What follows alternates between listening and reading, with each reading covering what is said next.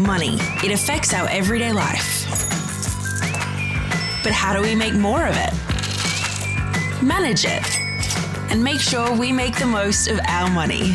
Welcome to Money Mindful, a podcast to teach and support you as you learn to manage your money. Hello, beautiful people, and welcome to episode 24 of the Money Mindful podcast. Today on the show, we are talking about money and how to make it.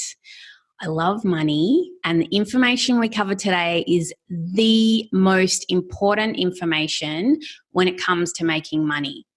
Next week on the show, we have a financial expert who is discussing the ins and outs and the details of the how-to in money management. But if you really want to make the money, not just manage the money you already have, you absolutely have to learn how to manage your mind and create thoughts that help you make more money. This is the foundation that everything else flows from. So if you are listening on the move, if you're in the car or on the train, make sure you go to the website later and reread the show notes or listen again with a pen and paper, because there's going to be a lot of juicy information in this episode. I'm thrilled to introduce you to our very first international guest, Kathryn Green from Reclaim the True You Coaching. Kathryn is a master certified coach with the Life Coach School and an expert in helping people just like myself manage our minds to get the results we deliberately want to create in our life, and why we might be getting the results we don't want. If you are new to life coaching and what it's all about, I encourage you to stick around, as I can relate to the thinking that perhaps making money with your mind sounds a bit woo-woo, but when you have the tools to manage your thoughts, it's incredibly powerful and a lot more straightforward than you might actually think. So thank you so much for joining us all the way from America. Kathryn, welcome to the show. Oh, thank you so much, Megan. It is such a pleasure to be here. I cannot even tell you what this means to me to be here with you today. And I just wanted to say a quick thank you for having me. And then, but more importantly, just a quick thank you to say, I am so thrilled that you have created this amazing space for women to come together to talk about money, because we don't always talk about it. And that's a problem, right? And we need to talk about it. And we have this space now to learn in a way that feels so supported and open and honest. And I'm truly blessed to be here with you.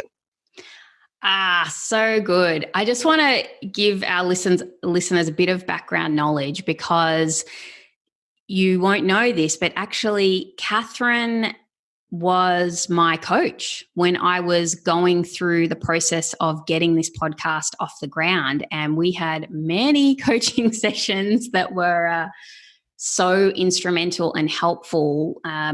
So we've got a lot to thank Kathryn for, actually, because she helped me manage my mind to get this podcast started. So it's like a full circle having her on the show today. So super awesome to have you here, Kathryn. But let's start, I think, by, can you introduce yourself to my audience and tell us a little bit about who you are and what you do?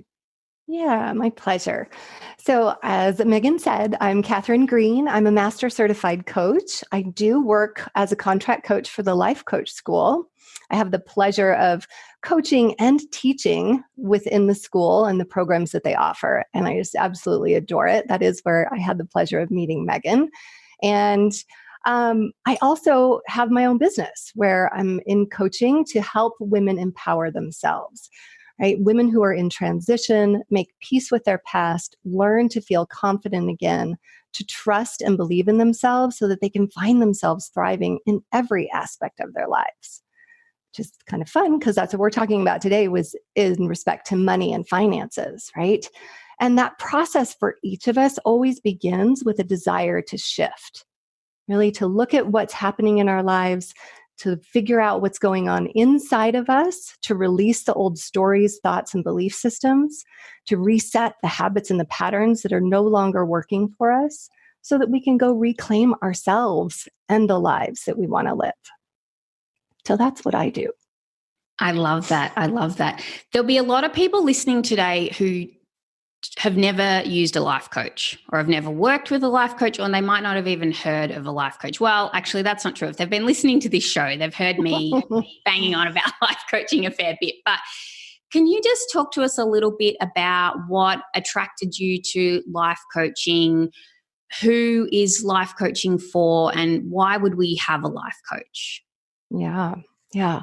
So my story, I actually had a life coach about 10 years ago. I had her for a couple of years, and it was a different style of life coaching than what I do, but very similar in the way that it was looking at how our thoughts create our experience.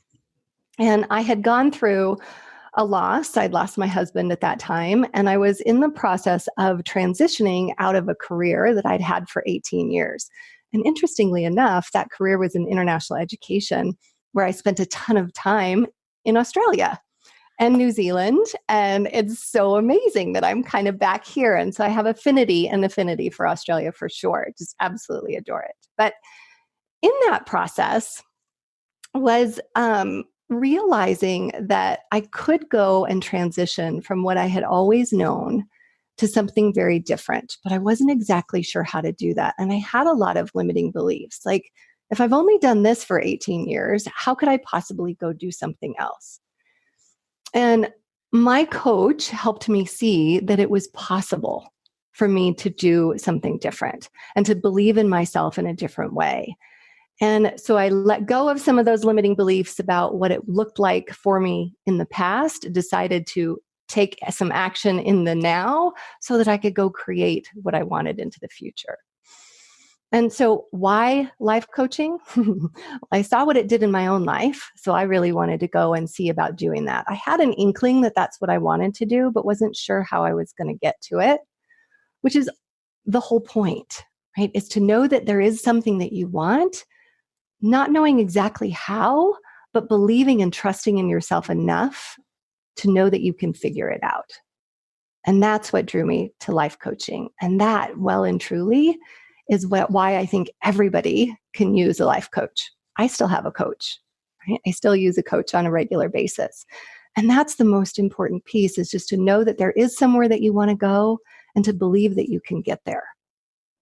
Yeah. So many parallels in terms of why I have a coach and what I'm creating too. Can you talk to us a little bit about, because you made that comment about how there's something out there that we want and we want to create it. So the women who are listening to this show, they want to make more money. They want to get better at managing their money, and they want to learn more about money and how can we create more money in our life. So I'm hoping you can talk to us a little bit about what your money story is, like maybe your background and then where you are at now. Yeah. Yes. So I grew up in a family where we just didn't talk about money. Well, I shouldn't say that. We thought about money, but the whole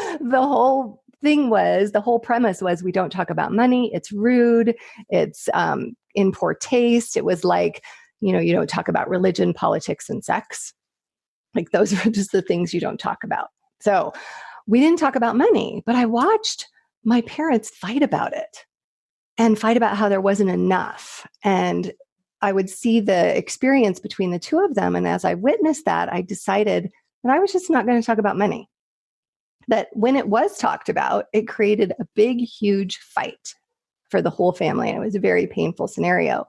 And as I watched that, I just thought, you know what, I'm just not going to do that. So I grew up with that sort of mentality, and a little bit of a mentality of there's not enough of it, right? My parents, the way they talked about it, it made me think that we didn't have enough when we wanted a certain thing. We wanted the Nike shoes. We had to get the knockoff, right? There was always talk about, well, we're not going to spend that much money. We're going to just spend this much money, right? This is worth it. That's not worth it.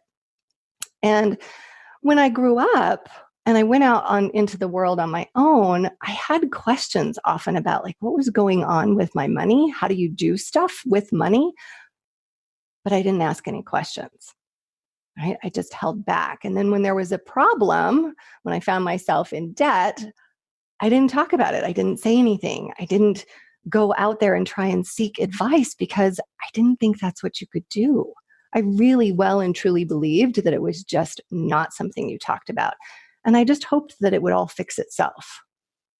But it doesn't, as we know, right? And well and truly, we're the ones who are creating the scenario by not talking about it, by not asking questions, feeling the fear around money.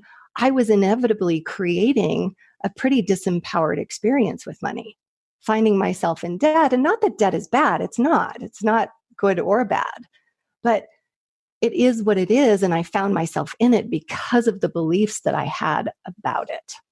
Right. And then I got married and I had a relationship with my husband about money that was coming all from the beliefs that I had. And it created more scarcity. Right. It wasn't even that I wasn't making money. It's kind of an interesting thing. Like I went out into the world. So I obviously have some positive beliefs about the ability to make money. But then when I had the money, I didn't really know what to do with it. Right. How do you keep it? And I would spend more than I had. And that's how I found myself in debt. So just those disempowering beliefs kind of overrode my positive beliefs about bringing money in. One of the things I wanted to touch on was a common theme or a way that I hear some abundance coaches talking about money is that you just have to believe it. You just have to believe that you're going to have more money or, to manifest more money. We just think positive thoughts about money. But that's all true and well. But in the factual world of science and tangible evidence of how we go from thinking money doesn't go on trees to actually creating more money in our life, can you give us an example of how can we do that from a coaching perspective, like using thought work? How does it actually work? For someone who's listening who is like, what are they talking about? How do you just manifest more money in your life? Right. Yes. And we have all heard the stories, right? About you just got to believe. And if you just think positively, all the things will come to us. And we've heard the story. So we sit back and we start to think the beautiful, glorious new mantra thoughts, right? Like, I believe in money and money is abundant. And we're thinking those thoughts, but we're not believing it often. And we're not taking action when we're just thinking the thought. The action piece is the most important, right? You've got to believe the thought that you're thinking, first of all. And when you think the thought and you believe it, that creates an emotion. And our emotions always drive our actions, believe it or not, right? Or what we don't do. And I know Megan believes this, but it's the feeling that comes from the belief that drives us to take action. And you've got to take action, right? Even if you don't know exactly what the action steps are, that's how we inevitably create what we want in our lives. When I was talking earlier about knowing that I wanted to change careers, right? I knew I wanted to do something. I knew I wanted to be a coach. I just wasn't exactly sure how to go about doing that. I believed that I could, and that created a desire within me. And so I began to do research and I began to take a step here and there. I actually became a yoga teacher. And I wasn't sure if maybe that was going to be the path. And I did that for a while and then became a health coach. And then I tried a few different things and then eventually arrived at this life coaching space where I now have a very successful, thriving business. And it was all because I began with the belief in myself, but I took the action from that desire that came. So perhaps are you able to share an example, one that you've either heard when you've been coaching someone or a common theme that I know a lot of us will be familiar with, like the I don't have enough money or money doesn't grow on trees. How do we move ourselves from being in that space to believing that we do have enough money or that we are creating money or whatever that thought is that is going to get us there?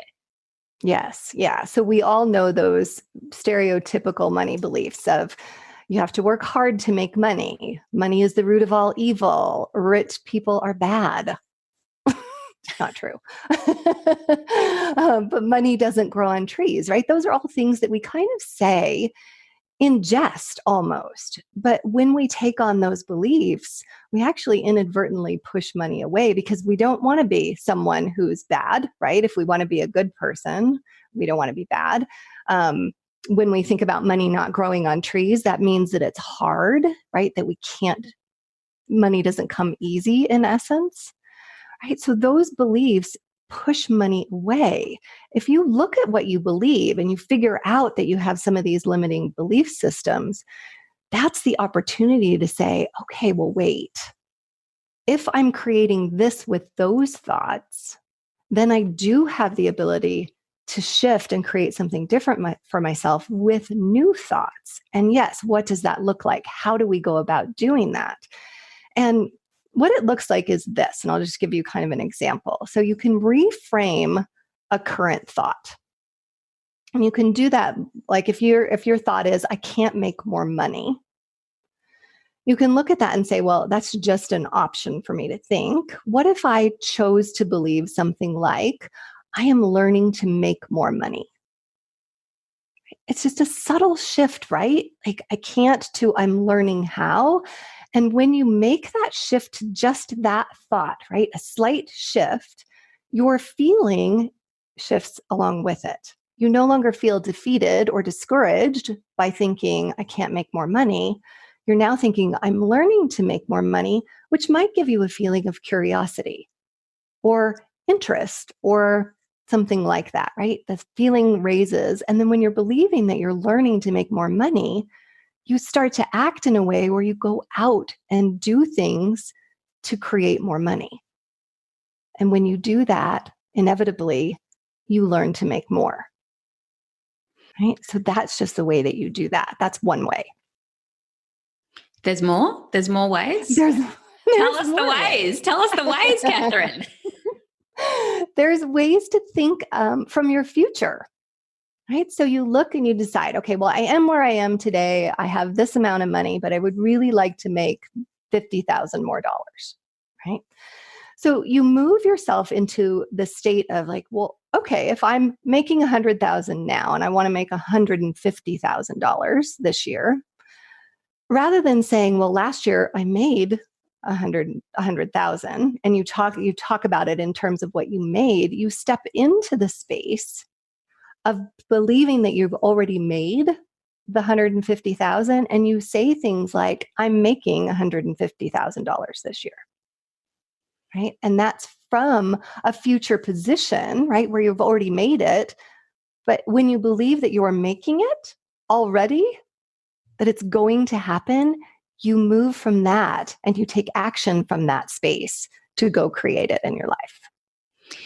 Yeah, I actually find that method so powerful because when you put yourself in the position of having already created it, you can ask your future self, you know, how did you do it? Or what do you need to tell me now to make that happen? Or what are the steps that I can take? And it's a really interesting way to, in a sense, trick our brain to find the answers. We actually start looking and, well, my future self, I'll just say, is really confident and she just knows how to do this stuff and tells me. And it's like, oh, right, okay. So look, I want to encourage you, just go back and re-listen to the last 5 minutes of what Kathryn just said and what we've just said about how to just subtly shift your thoughts and then shift the focus of what you're focusing on, and then also putting yourself in that frame of mind of having already created it. 2 extremely powerful tools for creating more money. I want to move on to something a little bit different now. Same topic, but different angle. I have in some respects been quite quiet about the whole coronavirus thing. We're actually recording this episode in March, but when it goes to air, it'll be in April, and hopefully things will have settled down a little bit by the time that you are listening to this. one of the things that I've noticed and I've seen a lot of in social media and in some respects on the news, but I don't watch much news because I just want to stay out of that frame of mind. But there's this thinking, there's a lot of struggle right now and this scarcity thinking. There's a lot of not enough going around. So when we go to the supermarkets here in Australia, I don't know what it's like for you, Kathryn, in America, but so many shelves are just empty. It's just buy, buy, buy. People are trying to get a hold of supplies because of the fear that there's not enough to go around.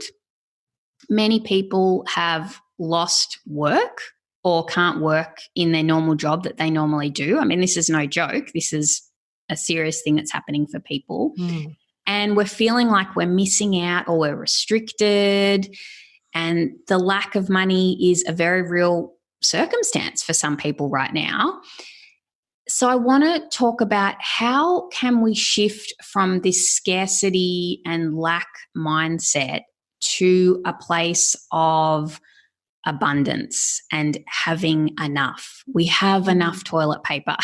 How do we shift? I mean, I kind of do want to joke about it because I think it's become too intense. But how do we do this? How do we move from scarcity to abundance? That's such a great question. And it's really, it's a simple answer, not always easy. Right? So the simple answer is you just pause, notice how you're feeling, right? Which is probably feeling somewhat out of control, discouraged, afraid, all of those feelings that come from a scarcity mindset. And just pause and notice, right? What the way that you feel. And then ask yourself why you feel that way. And when you do that, what's going to happen is that your brain's going to come up with all the thoughts, all the reasons that are contributing to the way that you're feeling. And from that space in that moment, you can decide, is that something that I want to feel right now? Is this useful for me or not? Right? And then you can decide, okay, well, if it's not useful for me to continually be in this state of fear and scarcity and feeling out of control, what do I want to go create for myself? What can I, or where can I be in this moment? And sometimes it's just shifting from fear to neutral, right? Just realizing you're safe in this moment, right? We have a tendency when we go into those feelings of discouragement, defeat, and out of control to create that catastrophic thinking mindset. Like these are all the things that are going to go wrong in the world. That's why people are going and buying all the toilet paper and all the chicken and all the whatever, all the pasta and the rice. And yes, that's happening here as well. It's because they think that if they go do that, they're going to create some semblance of control for themselves. Right? But the reality is that control comes within. We create that feeling for ourselves by shifting our thinking. So we just move into this moment and say, okay, well, what do I want? What do I know for sure in this moment? And for you and I sitting here talking to each other, right? We're good. My butt is in the chair, right? I'm sitting here having this lovely discussion, thinking about all the beautiful people in the world who are going to listen to this podcast and hopefully gain something from that. And when I go to that space, I'm no longer feeling the fear that I was feeling because I've shifted my thinking and I've shifted my focus away from that and onto something that is. Right? Megan and I having a conversation in the effort to help people learn more about money and about an abundant mindset. Yeah, I love that. And I like what you said about taking a breath and just being still for a minute with how you are feeling. So we're not trying to pretend we're not feeling fear or worry or any of that, but actually just taking a moment, being with where we're really at, and then deciding, well, what do I want to be focusing on and what do I want to create? Because we can choose to focus on either what we don't have or what we do have. And that's, incredibly powerful. In fact, I like the idea of those really simple exercises you can do if you're feeling stuck with this, where you can just write out what you're grateful for. You know, I mean, that's a great way to just start just getting your mind in that space of what do I have? Yes. Yeah. What do I have? What do I know for sure? Right? Got a roof over my head, floor under my feet. It's solid and safe, and children and family around us, whatever the situation is for you. It's so good to just be in the present moment. That's right. And if you have been buying lots of stuff from the supermarket, have a look in your shelves now and appreciate everything that is there. The abundance. Yes. Yeah, so much abundance. How many packets of pasta do you have? It's so true. Well, here's another way to look at it. We went to the grocery store this weekend, and it was the first time I'd been to the grocery store since I'd heard of all the stories, right? So we go in and we go into the produce section, and all the potatoes and the carrots and the onions are gone. And I was like, fascinating. Okay. So what is it that I can create without potatoes, onions, and carrots, right? Whatever it was. And then we go to the next aisle, and we were going to get chicken. And I'm like, well, I guess I'm not making chicken meatballs. What can I make instead? Right? So there's an opportunity here to create, even though we think it's so scary and so frightening and uncertain, right? There's an opportunity always to create from that space. Yes, I love it. I love it. All right. So something I ask all my guests is, Kathryn, do you have a money strategy or a tip or something that you do, a habit that you do personally in your life around money that you're happy to share with us that our listeners might benefit from? This is a habit, and it's super simple. And I just want to give people something super simple to think about, because I think we need simplicity right now. And it's something that I learned, I don't even know, it's probably 15-ish years ago, maybe longer. And it was about respecting money. And the person said that what they do is put their money in their wallet. I know we don't always carry cash around anymore, but you can even do this with your credit cards and things like that, coins that happen to come. But if you've got money, is to put your money all facing in the same direction, from the smallest to the largest denominations, right? And when you put it into your wallet, that just creates this respectful space for your money to reside. It's like building a relationship with your money. It's like thinking about it as a human. I know that sounds so weird, but as something that is precious to you. And how would you treat someone, i.e. your money, in this space that they're going to reside? Right? And how attentive are you to that? And it just really makes me think a lot about what I'm doing and why I'm doing it. And when my money gets crumpled up and when I'm not paying attention, then I know that something's going on in my mind, right? And it's a space to come back to and say, okay, well, what am I thinking? What am I doing that's creating this scenario? Yes, yes. And I think that also relates to when you have money and you don't even realize you've got it. It's like in your pocket of your jacket, or you open your wallet and you don't even remember how much was in there. It's like this thing that you're not even paying attention to it. Yep. Yeah. Yes. It's like building a relationship. I haven't done that. I'm going to try that, I think. Yeah. That's an interesting one. Even just the details of lining it up in your wallet, smallest to largest. Interesting. Yeah, it just builds a relationship with money. And that's really what this is a relationship with our money, and how do we want to treat our money? Because when we treat it in a certain way, and that's how we want to treat it, it's going to respond accordingly. Not in like a technical sense, right? It's not going to speak back to you, but you begin to act with your money in a way that is respectful. And then you create more from that space.